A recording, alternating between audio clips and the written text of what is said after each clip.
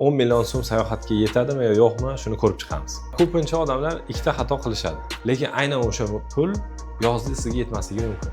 Konsulxonaga bor, anketa to'ldir, Gruziya tibbiy sug'urtani majburiy qildi. Ko'rayotgan bo'lsangiz, ya'ni 10 millioningiz уже tugadi. Yangi yer yoki Bekobodga jo'natmayapmiz. Arzonroq ko'rinadi, lekin aslida qimmat bo'lib chiqadi. Oilalilar esa endi ularda deyarli iloji yo'q. 10 million o'zi aslida yetmaydi. Assalomu alaykum obunachilar. Men ismim Muhammad Aziz Ahmadjonov, Prefly sayohatlik agentligining asoschisiman. Bugungi videoda sizlar bilan 10 million so'm sayohatga yetadimi yo yo'qmi, shuni ko'rib chiqamiz.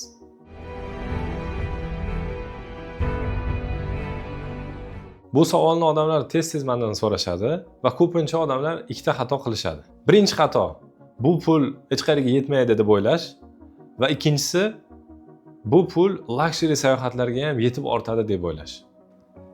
Aslida esa haqiqat ikki fikr o'rtasida. Bu videoda sizga aniq hisob-kitoblarni chiqarib beraman. Ishimizni 10 million so'mni dollarga o'tkazib olishdan boshlaymiz. Avval ko'rib chiqaylik.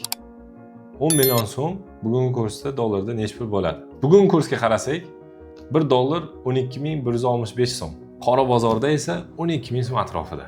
Demak, 10 million taxminan 820 dollar atrofida chiqadi. Aynan sayohat mavzusida 820 dollarning qiymati har xil bo'lishi mumkin. Nima demoqchiman? Misol uchun, siz 820 dollarga Turkiyaga qishda bemalol borib keldingiz, lekin aynan o'sha pul yozda sizga yetmasligi mumkin. Bo'lib ham aynan o'sha shaharga. Ya'ni bu pul mavsumga qarab, otelga qarab, davlatga qarab va siz tanlagan tur konsepsiyasiga qarab jiddiy farq qilishi mumkin. Keling shuni 4 ta davlat misolida ko'rib chiqamiz. Ulardan birinchisi Gruziya, Birlashgan Arab Amirliklari, Turkiya va Tailand. Har biriga real narxlar bilan qaraymiz.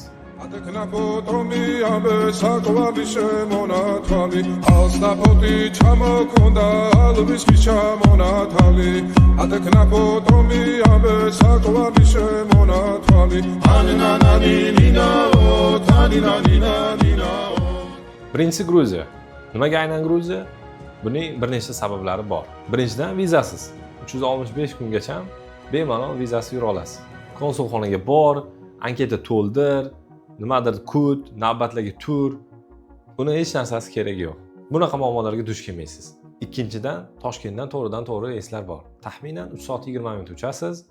Centromail, O'zbekiston havoilari tanlov sizniki. Uchinchidan, narx darajasi.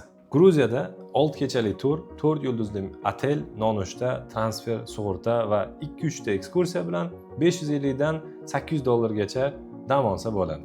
Boya aytganimdek, mavsum va otelga qarab narx o'zgaradi. Ya'ni eng arzon variant 550 dollar. Bu esa 6-7 million atrofida. Shunda sizning cho'ntagingizda 3 million 300 ming so'm atrofida qoladi. Ovqat, qo'shimcha ekskursiyalar va shaxsiy xarajatlar uchun menimcha bemalol yetadi. Qimmatroq variantda esa 800 dollardan oshadi. Bu esa 10 milliondan sal ko'proq. Shuning uchun otel tanlovi juda ham muhim. Muhim nyuans. 2026-yil yanvar oyidan Gruziya tibbiy sug'urtani majburiy qildi. Tibbiy sug'urta endi 30 ming larini qoplashi kerak. Bu degani 11 ming atrofida.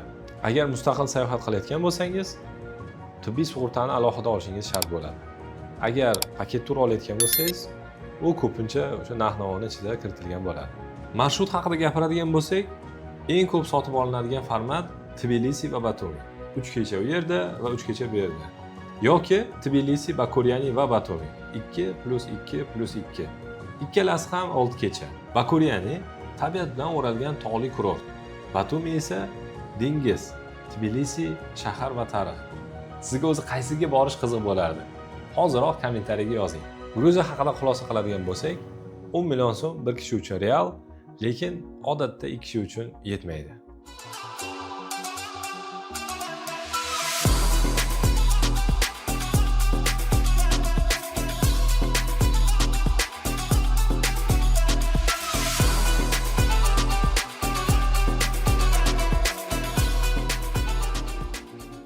Keyingisi Birlashgan Arab Amirliklari, Dubay. 24-yil fevral oyidan 30 kun vizasiz. Chipta narxi Toshkentdan Dubayga round trip 400-500 oralig'ida. Fly Dubai, Uzbekistan Airways, Centromail, Qanot Sharq kabi aviakompaniyalar muntazam ravishda Dubayga uchishadi. Otelga keladigan bo'lsak, nonushtasiz 3 yulduzli mehmonxona o'rtacha 50-80 dollar atrofida bo'ladi. 5 kechaga bu 300-400 dollar oralig'ida sizga tushadi. Ko'rayotgan bo'lsangiz, ya'ni 10 milyoningiz уже tugadi. Lekin men ko'rgan 350-400 dollarlik paketlar-ku, nima? Ayo, o'z siz ko'rgan u vaqti Dera-Pera Dubayni qishlog'iga jo'natib yuboryapti-ku sizni. Siz qanday tasavvur? Biz hozir hisoblayotgan Dubayning markazida, shu Dubay atrofida bo'lgan mehmonxonalar. Ya'ni o'sha Dubay shahar, Yangiyo'l, Yangiyer yoki Bekobodga jo'natmayapmiz. Endi men sizga Toshkent bilan solishtirib aytayapman. O'zi aslida siz ko'rgan o'sha 300-400 dollarlik mehmonxonalar sizni Dubayda ancha chekka rayonlarga jo'natadi-da. Toshkent miqyosidagi ko'radigan bo'lsak, Toshkent viloyati miqyosida ko'radigan bo'lsak, bu masalan Toshkent va Toshkent viloyatiga to'g'ri keladi. Lekin Dubay qimmat shahar. Metro, ovqat, ko'ngilochar joylar kuniga 30-50 dollar yeydi. Bu degansiz 5 kunda 150-200 dollar kamida qo'shimcha xarajat qilib qo'yasiz. Realistik hisob-kitoblar xulosasi. Bir kishi 5 kecha Dubayda kamida shu 800-1100 dollar atrofida chiqadi. Bu esa o'sha 10 milliondan sal ko'proq. Ya'ni agar Dubayga borib mazaq dam olaman desangiz, 12-13 millionlar atrofida mo'ljal qilsangiz to'g'riroq. Dubay va Gruziyaning farqi, Gruziyada ko'p xarajatlar o'sha ichida hisoblangan bo'ladi. Dubayda bo'lsa, ko'p narsaga joyida to'lashingiz kerak bo'ladi. Shuning uchun Dubay arzonroq ko'rinadi, lekin aslida qimmat bo'lib chiqadi.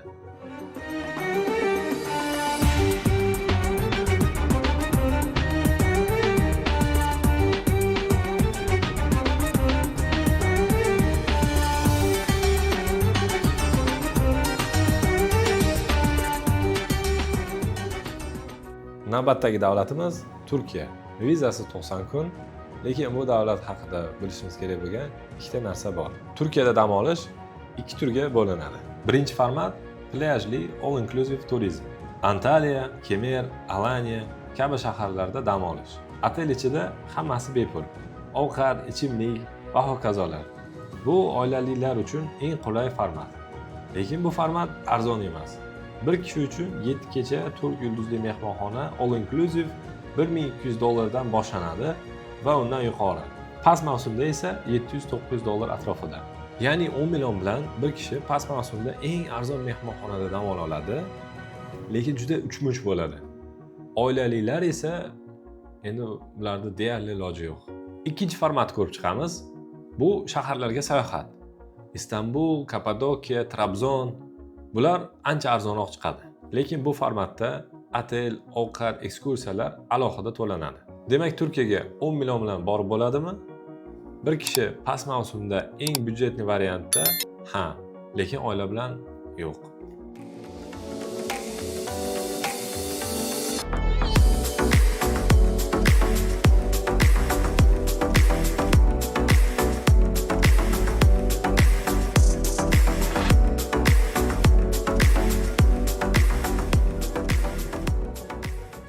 Ro'yxatimizdagi oxirgi davlat bu Tailand.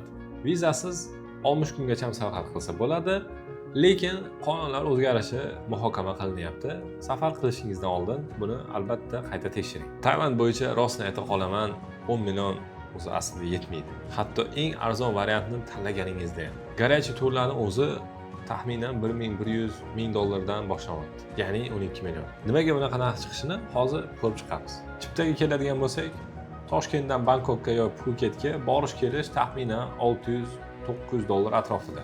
3 yulduzli yaxshi otel bir kechasi taxminan 30-50 dollar atrofida. Ovqat ham qimmat emas. Lekin boya aytib o'tganimdek bilet hisobiga umumiy narx qimmatga chiqadi. Ya'ni bir kishi 7 kecha chipta, otel, ovqat va transport hammasi 1150 dollar bo'lyapti. Bu esa 10 milliondan oshyapti. Tailand 10 million bilan bo'ladimi? Qiyin. 12-14 million realistikroq. Endi mana shu 4 ta joyda umumiy xulosasini ko'rib chiqamiz. Demak, 10 million so'm, ya'ni 820 dollar bilan real holat qanaqa? Gruziyaga ha, imkoni bor, to'liq paket bir kishi eng ishonchli variant. Birlashgan Arab Amirliklariga yetadi, lekin juda zich. Joyida qo'shimcha xarajatlar chiqib qolishi mumkin. Turkiya bir kishi past mavsum arzon variant. Ha, katta ehtimol mumkin. Oila bilan esa yo'q. Tailand esa qiyin. Chipta qimmat. Eng muhim tushuncha, 10 million so'm bilan sayohat qilsa bo'ladi. Bir kishi past mavsumda juda byudjetli mehmonxonada. Lekin oila bilan esa bu juda qiyin. Yoki narx-navoni chiqarishingiz uchun 2-3 ga ko'paytirasiz. Va yana bir narsa, 10 million so'm ichiga ovqatlanish, shaxsiy xarajatlar, qo'shimcha ekskursiyalar kirmasligi mumkin. Shuning uchun men har doim 25-30% qo'shimcha pul olishni tavsiya qilaman. Videoning eng muhim nuqtasi desak ham bo'ladi. Sizga endi 13 yillik sayohat tajribamdan o'z tavsiyalarimni beraman. Birinchisi, o'zingizga mos formatni tanlang. Birinchi safar bo'lsa, Gruziya juda ham qulay variant. Vizasiz, yaqin, oson, tajriba uchun eng xavfsiz variant. Agar tajribangiz bor va yangilik ko'rmoqchi bo'lsangiz, demak, Birlashgan Arab Amirliklarini yoki Turkiyani past mavsumda tanlang. Oila bilan borsangiz, byudjetni 2-3 barobar ko'paytiring va Turkiya all inclusive formatini tanlang. Ikkinchidan, sanani erta belgilang. 2-3 oy oldin chipta olsangiz 20-25% tejash imkoni bor. Uchinchi maslahat, to'liq narx hisobini qiling. Faqat chipta va otel emas, ovqat, transfer, sug'urta, ekskursiya, shaxsiy xarajatlarni hammasini inobatga oling.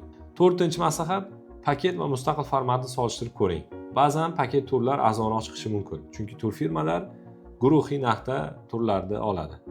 Ba'zan agar moslashuvchan bo'lsangiz, mustaqil arzonroq sayohat qilsa bo'ladi. Menimcha endi bu video bilan siz to'liq ma'lumotga egasiz va o'zingiz sayohatingizni bemalol rejalashtira olasiz. Agar siz vaqt tejamoqchi bo'lsangiz va ortiqcha bosh og'rig'isiz, xotirjam sayohat qilib kelmoqchi bo'lsangiz, bizga murojaat qilishingiz mumkin. Dunyoni istalgan burchagiga siz istagandek turlarni, sayohatlarni rejalashtirib berishimiz mumkin. Misol uchun, bizda hozir tayyor Gruziyaga paketimiz mavjud.